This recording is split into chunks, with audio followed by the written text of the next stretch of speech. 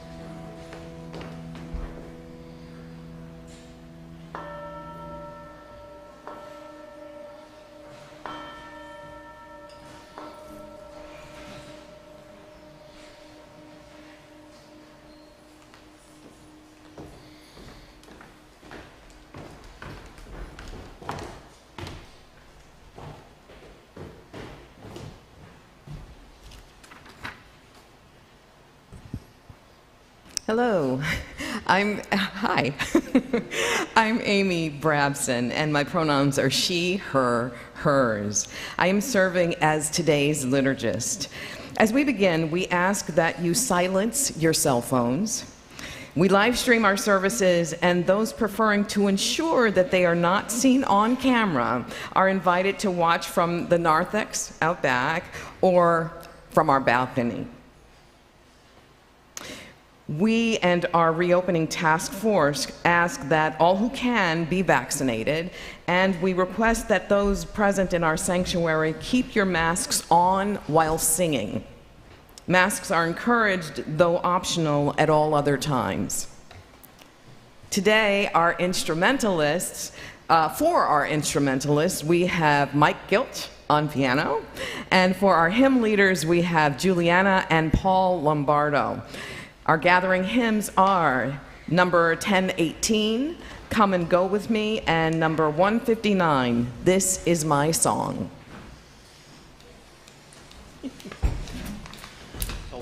Two.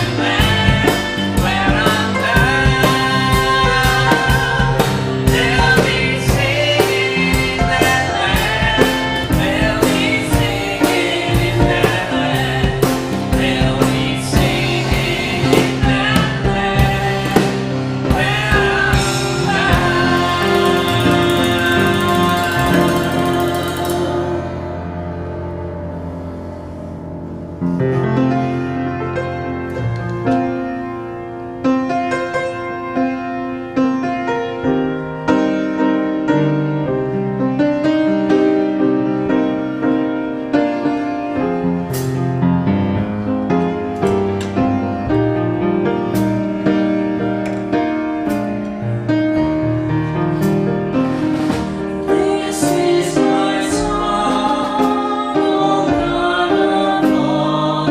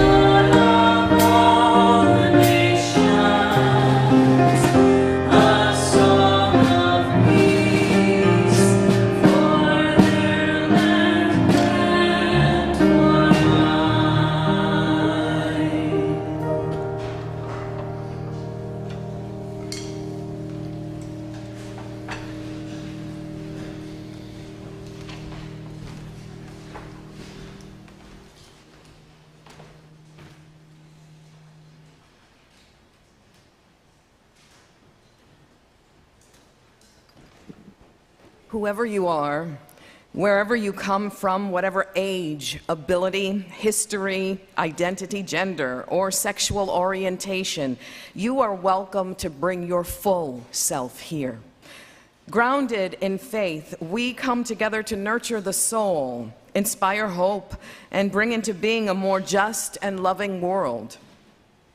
Today's service is a plea, a prayer, a commitment to save what needs to be saved of our democracy.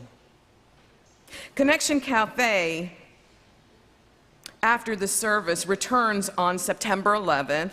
Please see your This Week at UUCM bulletin for other important information. Ours is a covenantal community, and we share a common covenant, a commitment to come together in service to the beloved community. Let's light our chalice as our chalice lighting affirmation is shared. Let us open our senses to take in the beauty.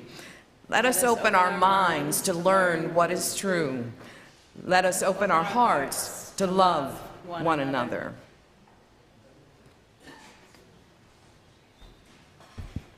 Good morning.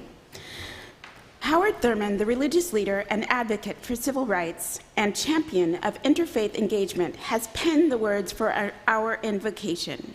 Thurman shares, Keep fresh before us the moments of our high resolve.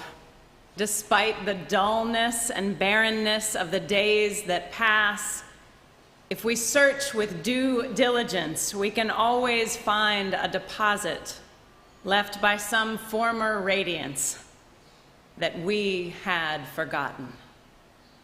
At the time, it was full-orbed, glorious, and resplendent. We were sure that we would never forget. We have forgotten how easy it is to forget. there was no intent to betray what seemed so sure at the time. Our response was whole, clean, authentic. But little by little, there crept into our lives the dust and grit of the journey. Details, lower-level demands, and all kinds of cross-currents. Nothing momentous, nothing overwhelming, nothing flagrant, just wear and tear. If there had been some direct challenge, a clear-cut issue, we would have fought to the end and beyond. In the quietness of this place, surrounded by the all-pervading presence of the holy, our heart whispers. Keep fresh before us the moments of our high resolve, that in fair weather or in foul, in good times or in tempests, in the days when the darkness and the foe are nameless or familiar, we may not forget that to which all of our lives are committed.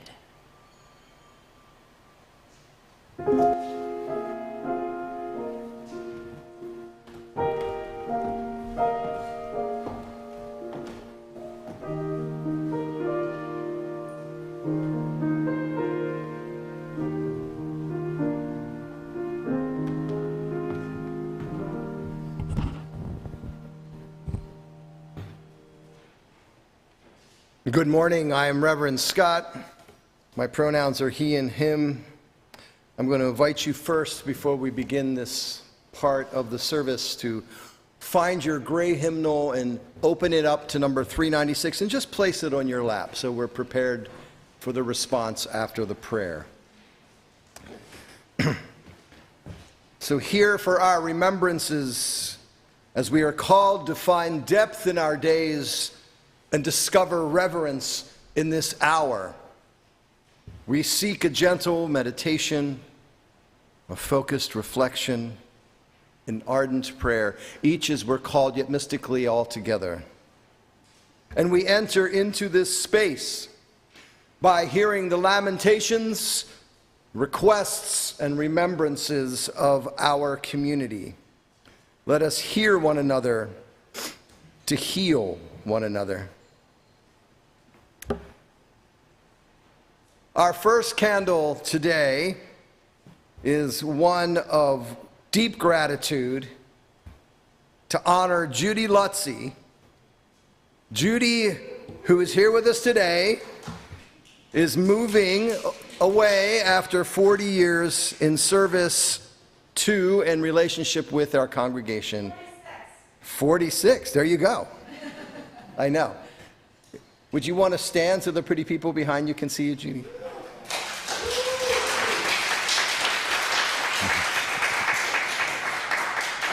We honor you for all you've given in presence, indeed the ways you have sustained our congregation for years to come by building and growing our legacy giving program. I especially appreciate all you taught me about planning and planned giving. We will miss you, but we know that the force of your life and your work will remain here among us, not just for years, but for generations. So there will be cake today. Yes. After the service, there will be cake. Provided by the finance team. That's right. That deserves a roll, yeah. All right, Judy, thank you so much. Thank you, Judy.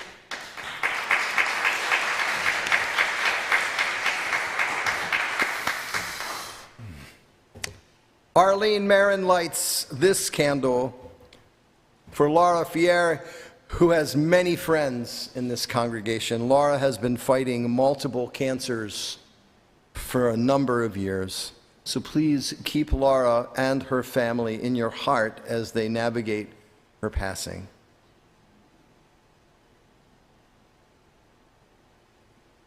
We'd light this candle for Wendy Mcneil, who has been reappointed to serve on the Montclair Housing Commission. Congratulations, Wendy, who's a member of this congregation. Thank you for your service to our wider community. You can applaud that. That's beautiful.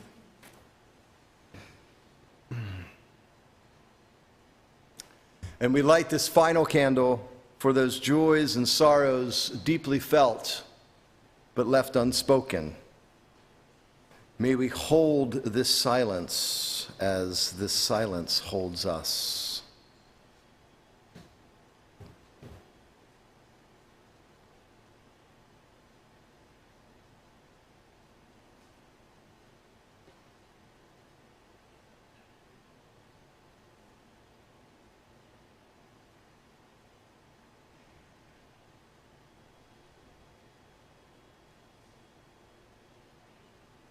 May our listening inspire acts of love.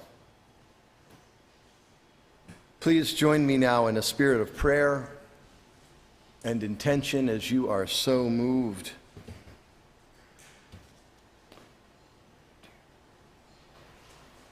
Spirit of life known in so many ways, by so many names. Gracious benevolence known by no single name completely. Be with this people. Hear their song. Feel their pain. This people gathers hoping to account for our blessings, to sing the praises of our loved ones. And we remain aware that there's so much beyond our awareness that is also worthy of praise. We gather hoping to hold one another when our nation seems to some to be losing its way, when powers of inequity seem encouraged, rewarded, amplified. But as bad as it can seem, we also know that every age has struggled with bad leaders, bad decisions, bad policies. Every age has had its setbacks. Every age has seen its liberty challenged and thwarted. So here, a vibrant community of action, grounded in covenant, demanding that the blessings of liberty are never hoarded by a privileged few. Here, when our liberty seems fragile, we are gathered to hold one another as we strive to build a community that is more beloved every day.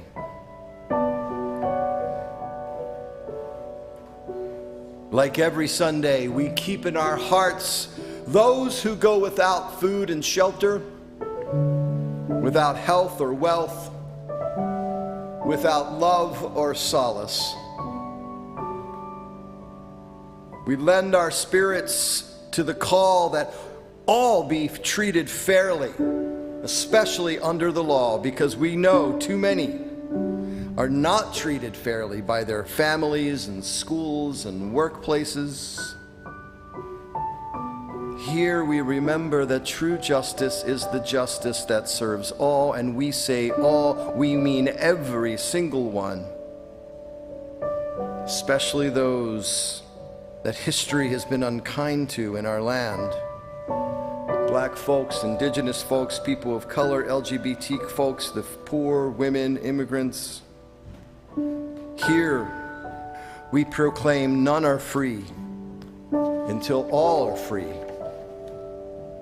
And we strive together to craft a mighty vision of a better world, one that shines bright like a rose, hoping that together our love, action, presence, and prayers will help the flowers of freedom to open and bloom for the benefit of all. In the name of all that each of us deems holy within, we pray. Amen.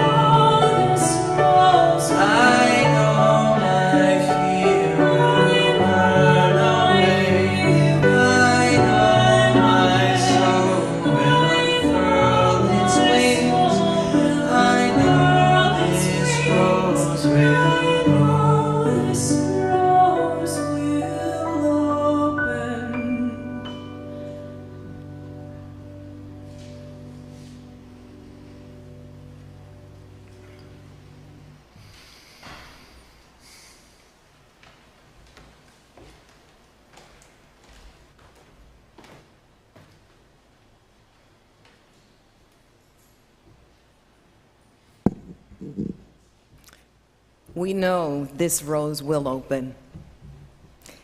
80% of what you offer will care for our congregation, and 20% will support our June and July recipient, South Ward Environmental Alliance, SWEA. South Ward was founded in 2015 by Kim Gaddy, a fourth-generation Newark resident and mother of 3 asthmatic children. Raising 3 children in the backyard of the second largest port with 25,000 truck trips per day and 4,500 of them on the local roads of the South Ward, Kim Gaddy knew she needed to combat this environmental health injustice. The South Ward Environmental Alliance is a community-based organization creating healthy and vibrant neighborhoods by ensuring residents are active participants in making the decisions that impact their neighborhood. Regardless of race, neighborhood, or financial status, we all deserve access to healthy community. Ushers, please come forward. You can text your UUCM plate and your amount to 73256 to give, mail us a check with SWEA in the memo, or simply place your gift in the offering basket.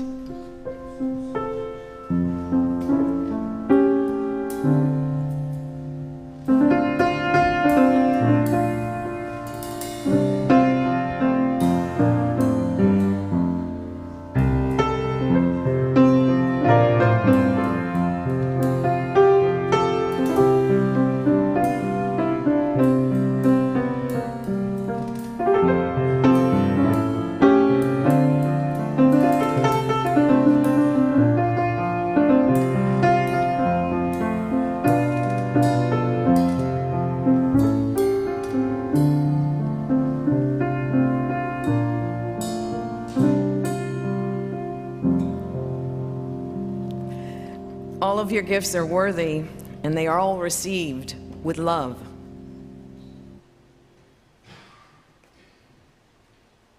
I will be sharing our reading, Beyond the Zero-Sum Game, excerpted from a book by Reverend Nathan C. Walker. In this piece, Reverend Walker contrasts real democratic freedom with a zero-sum game. A zero-sum game is a mathematical idea that is derived from both game and economic theory. A zero-sum game is one which involves two sides, where the result is an advantage for one side and an equivalent loss for the other. In other words, player one's gain is equivalent to player two's loss. Therefore, the net improvement in benefit is zero. Here is Reverend Walker's piece. For centuries, insiders have been democratizing their religions. Incremental moments of institutional reform have led to a new era of theological enlightenment. From out of ancient times into the twilight of now, these reformers have made a sacred vow to never mischaracterize freedom as a zero-sum game. True freedom is not jealous. True freedom is not envious. True freedom is not spiteful. True freedom does not desire to restrict the rights of others. True freedom knows not a selfish thought, knows not how to threaten. To sense true freedom is to know that your win is my glory, and that your suffering is inextricably tied to my own. For the sum of all that is holy shines far beyond the tools of our evolving democracy, from party jingles to picket signs. The sum of all that is holy is found in our collective desire to know freedom, not as a political slogan, but as a way of life.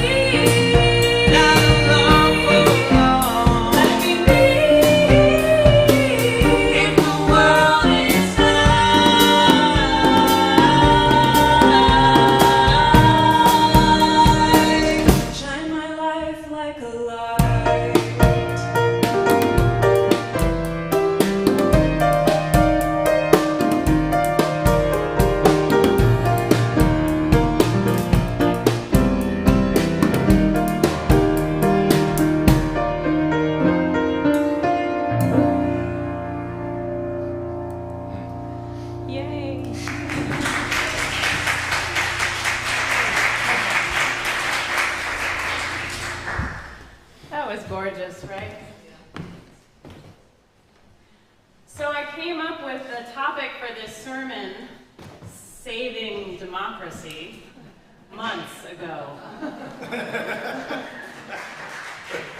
And then it came to the last couple weeks, and I'm thinking, oh no. Careful what you put on that worship How am I going to save democracy now? There's a saying that sometimes the preacher preaches what they need to hear. Often, the preacher preaches what they need to hear, and this is 100% true right now. What a mess. What a mess. I was actually very jealous of Ghana Hilton's sermon title for last week, which was Cursing 101. I was ready to come up here and do some cursing, even though I told Ghana a number of times not to curse in the service, but it's what I wanted to do. I think that would be a little bit easier right now than figuring out how to save democracy, right? So democracy, it's incredibly broken. What a mess. And what we often feel is despair, right? That ache of despair. And I remember that another incredibly wise person, Laura Anthony, who preaches sermons here often, preached a sermon on despair and how unhelpful it is. Yeah, you feel it, let yourself feel it. It's real. But you're not going to do much good work from that place of despair. So that's what I'm trying to do today, to move us from the place of despair to a place where we can be of service and serve what needs us right now, especially. I was a little astounded by how much despair I've been feeling. Sometimes I don't really tap into it. I don't know it's there. And I was driving in the car. I was going to my cousin Annie's bridal shower, which was just beautiful. On the way there, I had on my favorite podcast. Do you ever listen to The Moth? The Moth Radio Hour?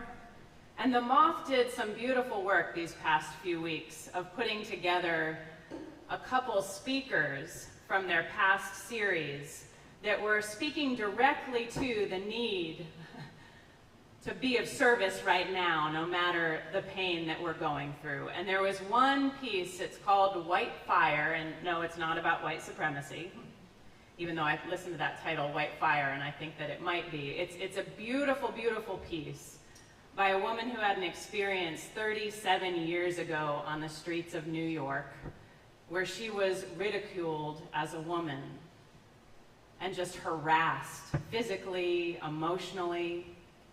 And at first she didn't know that she could fight back, and then she did. And I'm listening to this podcast, and I started to cry. Sometimes despair sneaks up on us.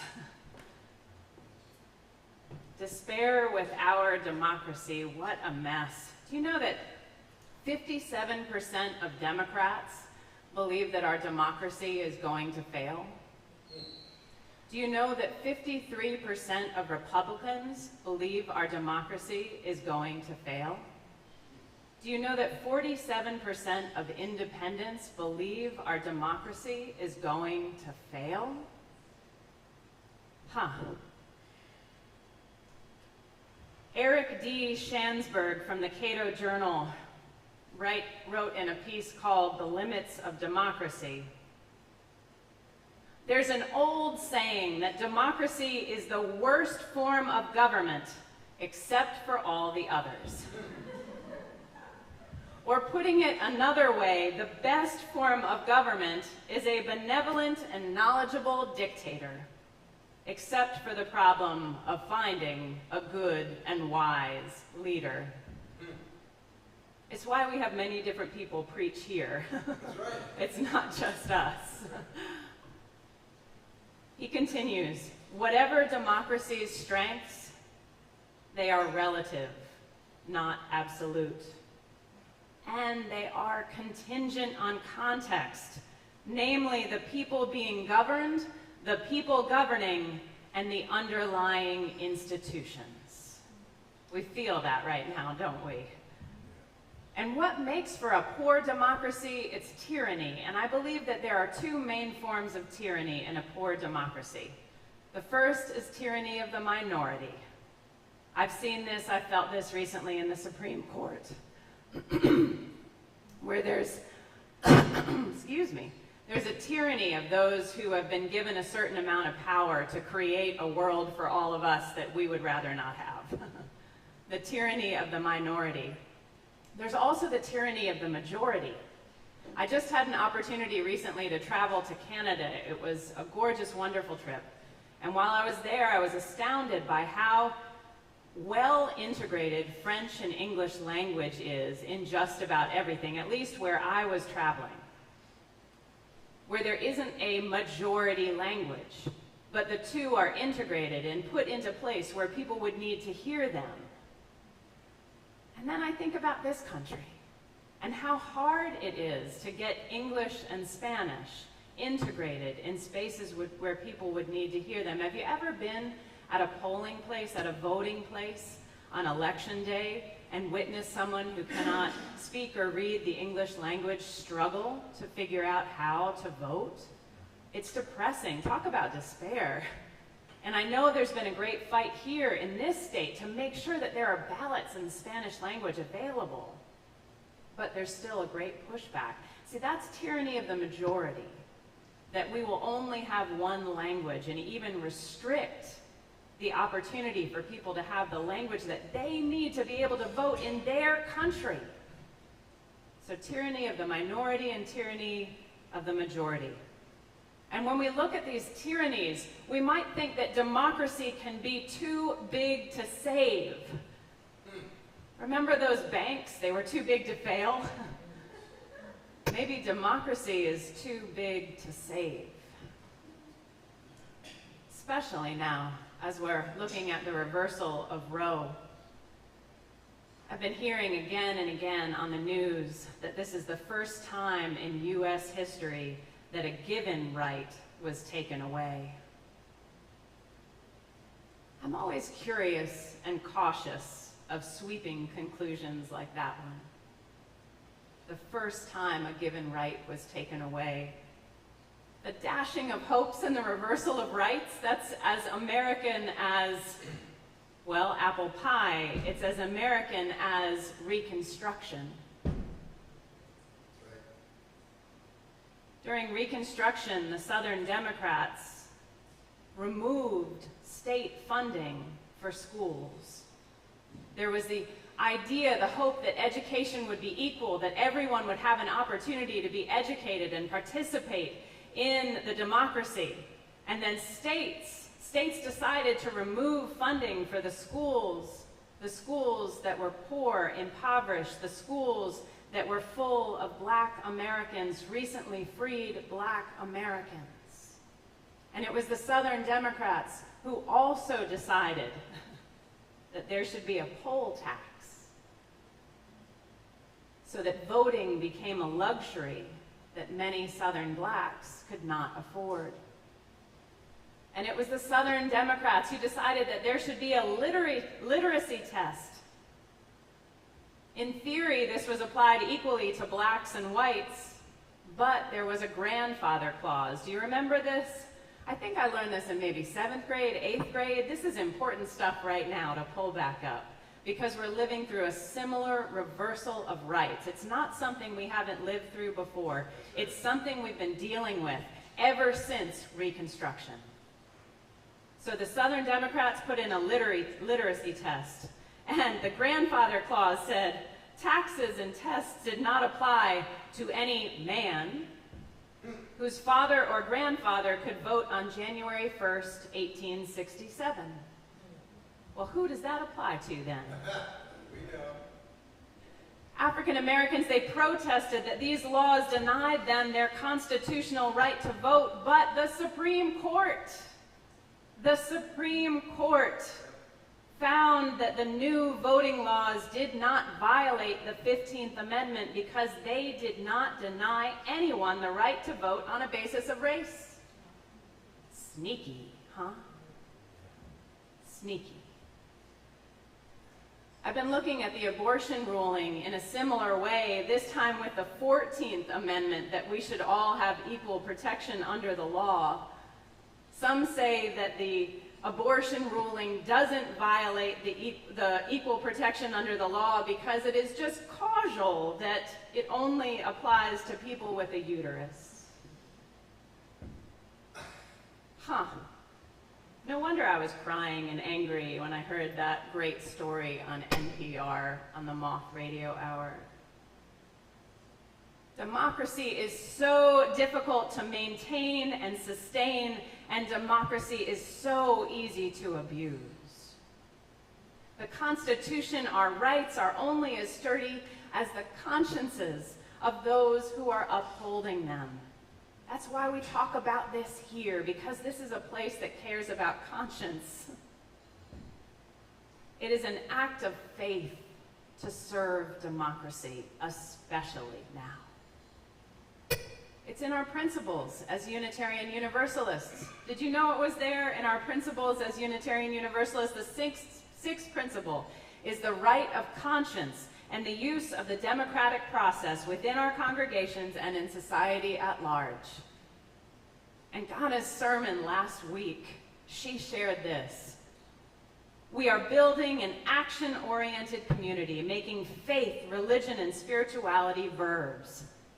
Faith is not bending the knee to an invisible ruler, even if it's the Supreme Court.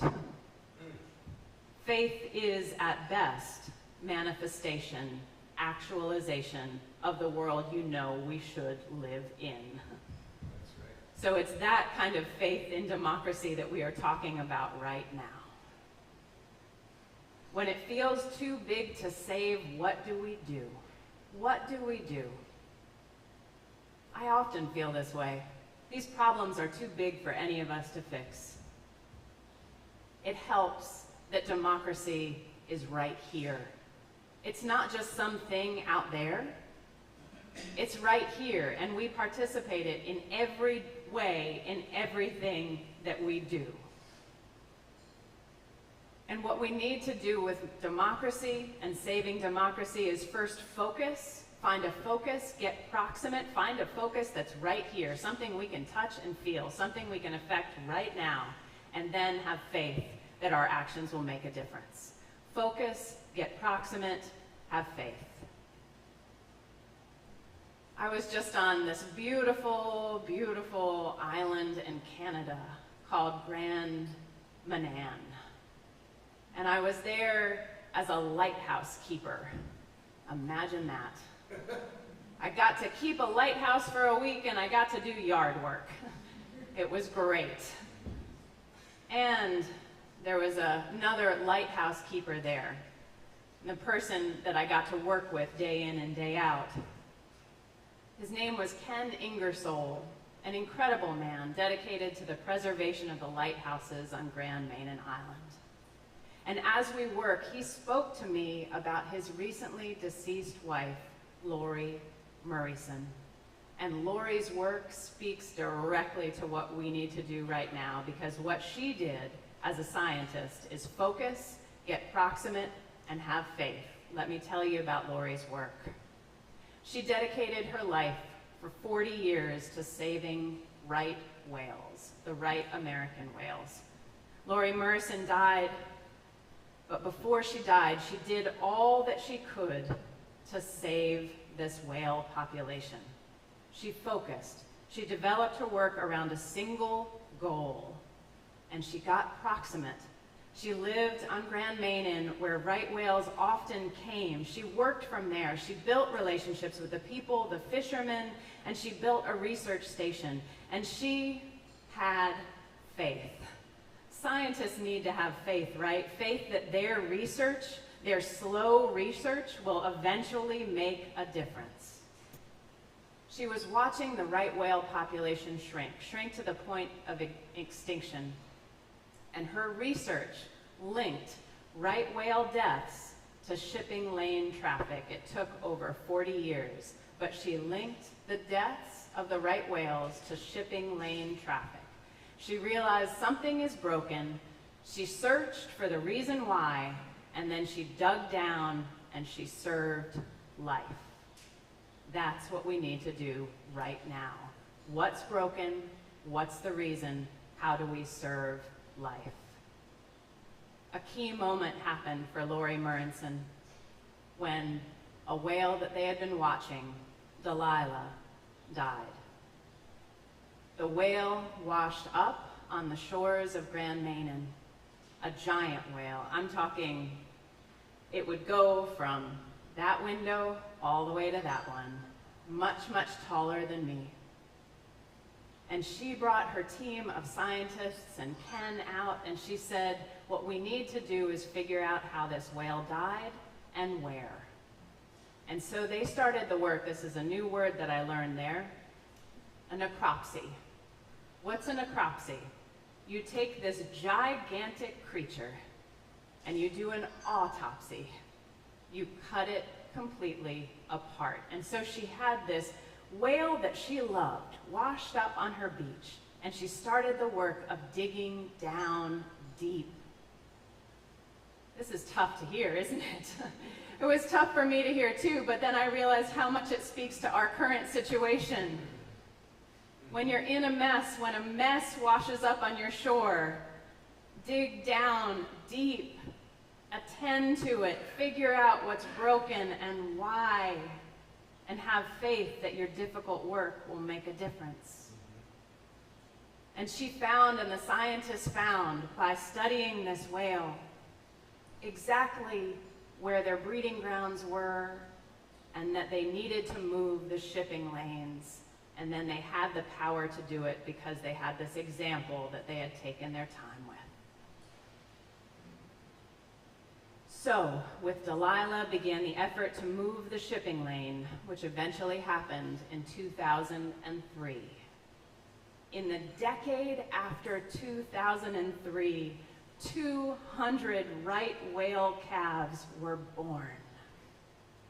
200. Laurie Murrayson focused. She got proximate, and she had faith.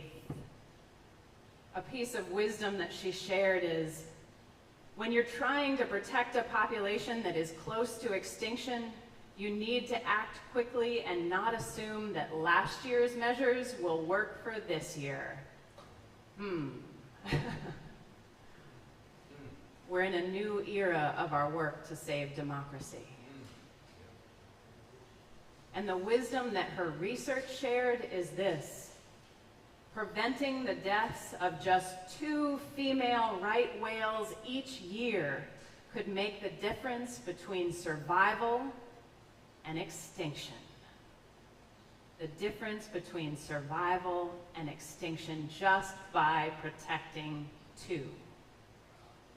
So that means that if we get proximate, if we work right here, if we do what needs to be done in something that we can touch and focus on and give our attention to, there is a chance that we can save something that will allow something else to survive, like our democracy. Adrienne Marie Brown shares in this book, Emergent Strategy, that emergent strategy is amplifying the importance of the incremental to impact the monumental. Amplify the importance of the incremental to impact the monumental. We can focus on the incremental and get good things done. And she shares, approach every room that you're in as an opportunity to support the creation of a culture of liberation, creativity, and inquiry, and I'd add democracy. So let me give you some examples. You ever get in those tough conversations? Those conversations with that person you really don't want to talk to because you're related to them, but they vote very differently, or they're your neighbor, and the signs on their yard do not match the signs on your own. Well, how do we approach those conversations? I can go into those conversations with a desire to win, and I can fight and fight and fight, and I will lose. I will lose. But I can also go into those conversations with a desire to uplift democracy. to listen, to create a space where we can each share, and maybe each be heard. Yeah, some of those conversations are too dangerous to enter, and I understand that, but some are not. And so I invite us to, when we enter a conversation like that, ask ourselves, what do I want to get out of this? If it's to win, it's probably not going to work. But if it's to uplift a spirit of democracy, we might just achieve something. Now, I'm going to take us to an even more difficult space. What about social media? What if you are on social media and you are watching someone get slammed for sharing something they believe in? What can you do? How can you save democracy there? One option is to not let yourself get into the fight, but to fight for that person's right of conscience. Now, if you don't believe what they said, don't say that you do, but honor their inherent worth and dignity. Create a space that honors their inherent worth and dignity. Now that would be a surprise, right? What if you saw that on Facebook? Maybe that's a way to impact democracy right now. What else? I know some folks that are pooling money so that they can help people in Louisiana get abortions in New Jersey. There are ways to salvage from the wreckage as well. And even if we are being led by a tyrannous oligarchy, we have the means to act for the good we understand. So vote. Vote every single election. And on July 6th, there's going to be a great interfaith conversation on what we can do post-Roe as a community to serve democracy and to serve people with a uterus's right to choose. If you don't know about that July 6th conversation, ask me. I'm glad to tell you about it and get you hooked up. And you can also ask Maria, who's right there. Maria is with our social justice coordinating team, and she'll help you get connected. I want to end with a quote that is very impactful for me. This is for Malika Devich Cyril. Malika is a person who does mediation and serves democratic spaces. And Malika shares, what we need to do is strip away the chains of nation state to become the true patriots to the nation that has not yet been born. The one beyond national borders and prison bars, the one forged in the fire of a deep, abiding love with an economy steeped in dignity and rights. May it be so, and amen. I hope I've given you something to hold you in this time of despair, and I invite you to reflect with me. What can you do today to serve democracy?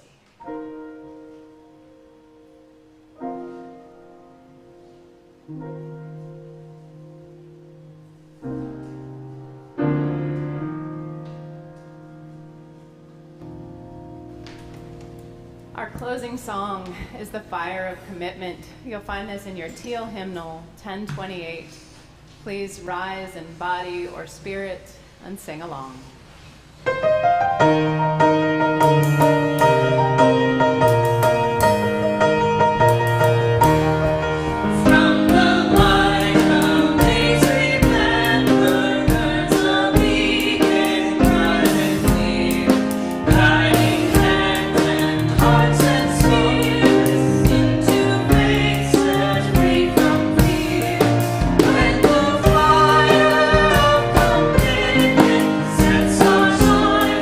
Soul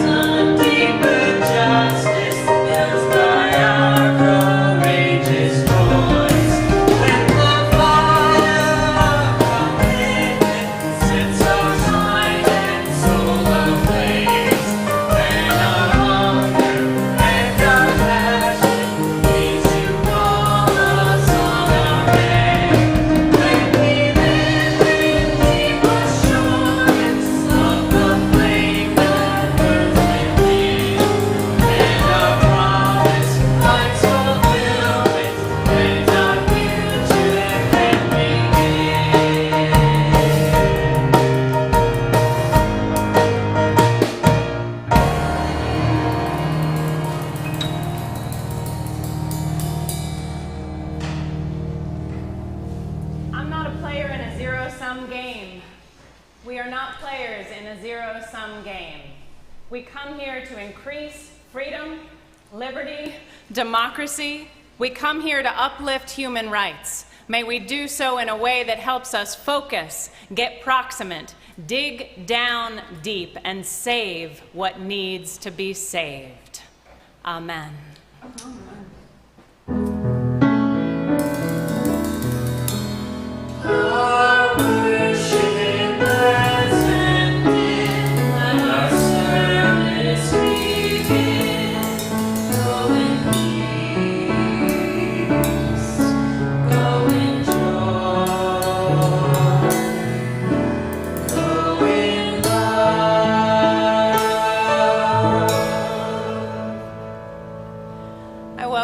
To join us in Fletcher Hall for Cake with Judy Lutzy. And if you know Judy, tell Judy how much she means to you. If you've never met Judy before, meet Judy. It's your opportunity to meet an incredible human being.